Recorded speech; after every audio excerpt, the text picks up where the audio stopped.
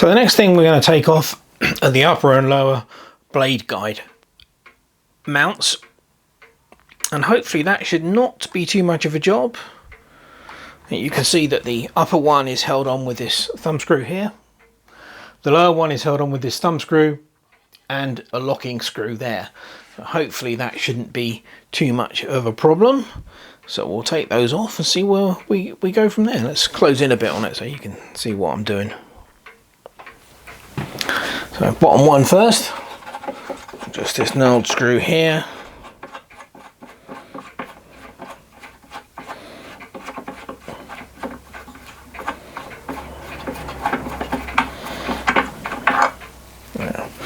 So that's one of the original thumb screws. Let me grab my pot from over here.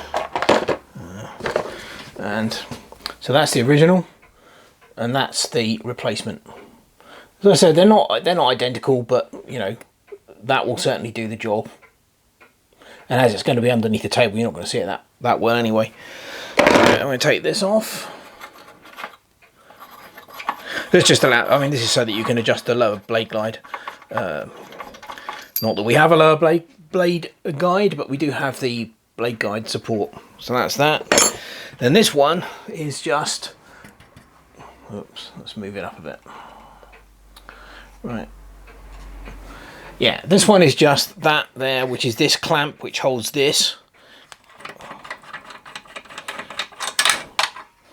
So you've got that, then that pulls down like that. So there you go, that's the upper blade guide support with the one and only blade guide that we've got in there. And basically that, undo that. Take the washers off. Yeah, so that's your actual blade guide. There's the slot for the blade there. Obviously this rotates.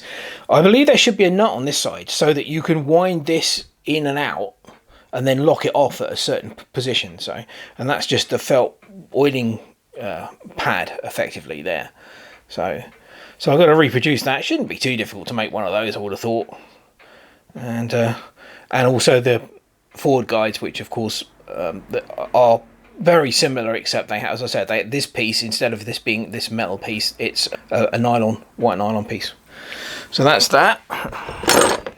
And the other thing on this side we've got here is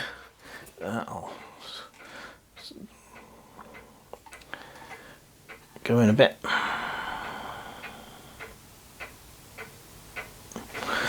This is a little tiny pointer, which is held in with this Phillips head screw here. I think it's just so that you can see where you are when you're tilting the table. I'll take that off. Yeah, that's all that is. Little tiny pointer. And over here we have this extremely fancy table leveling mechanism, which is a thick washer with a screw. So you basically move this up and down and it will raise and lower the table very slightly, and that's how you level it. So it's quite a clever idea, actually. Very simple. I love simple ideas that if they're effective. I'll take that off. Right, yeah, so that's all that is, just a washer. Okay, so let's move it around this side.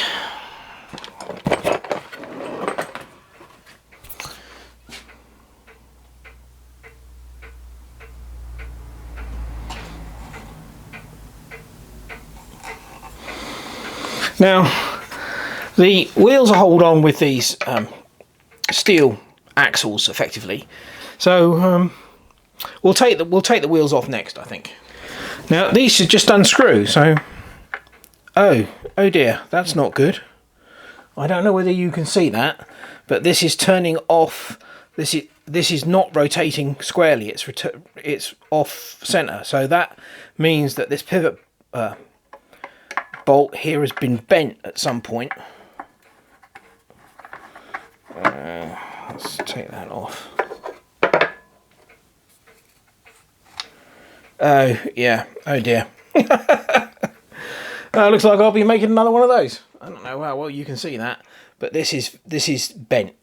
The threaded part is not on line with the pivot.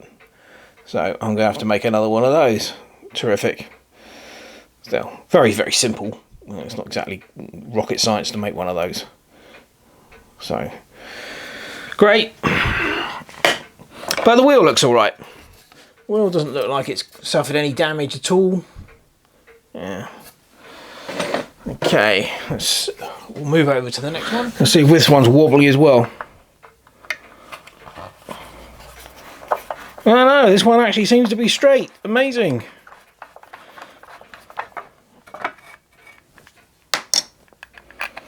But as I said, the circlip's very definitely missing off of this one. As you see the circlip groove there.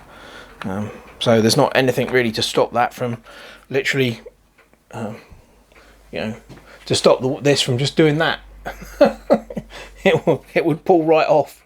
There's nothing to stop it from moving, so great. Again, the wheel seems to be okay. And finally we'll do the top one. Obviously there's a little bit more to these top ones because there's the tilt and blade tensioning mechanism behind this, but it's still, you know, same axle type scenario. Yeah, that one's okay. Nothing wrong with that one. And again, yeah, the wheels look good. So yeah, so basically you've got this slides up and down, and that's your blade tension. So obviously you screw that in and that rises up, and then you've got another knob behind which tips this forward or backwards. And that's your tracking control on the wheel. So basically if we just unscrew this, it should come off.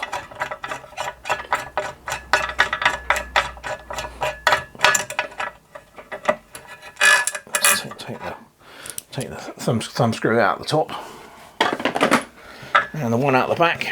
Oh yeah, there's a clamping bolt on the back as well, which means you can basically you can adjust it up and then log it into position with that screw. Right. But that's all fine. Nothing wrong with that. Just take the screw out the back. Yeah, so that's all the wheels off. So the next stage, I think, is to... Oh, that's got a bit tight. That's probably the thread on the end. Yeah, so the next job is to take the motor off, which is that screw there and that screw there. I'll have to disconnect all of this because it's got to go through that grommet hole there. So that'll be the next job. Right, so I've disconnected the wiring so that it can pull through. And oh, that's interesting. The bottom screw is actually loose. That holds the motor in place. Very useful. Let's take that one off.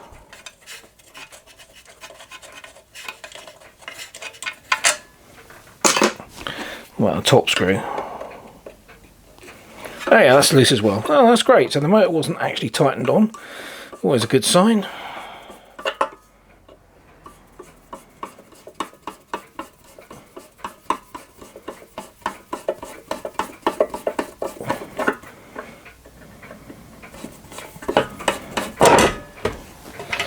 There we go.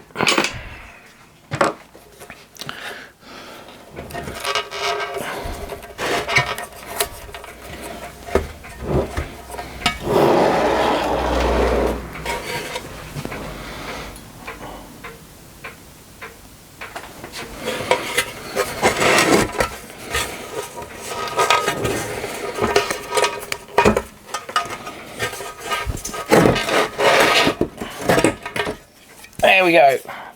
So there's the motor. It's not actually that dirty. I mean, I'm obviously going to give it a clean. I'd probably repaint the case. But no, it's not really that dirty. We'll just give it a blowout. So,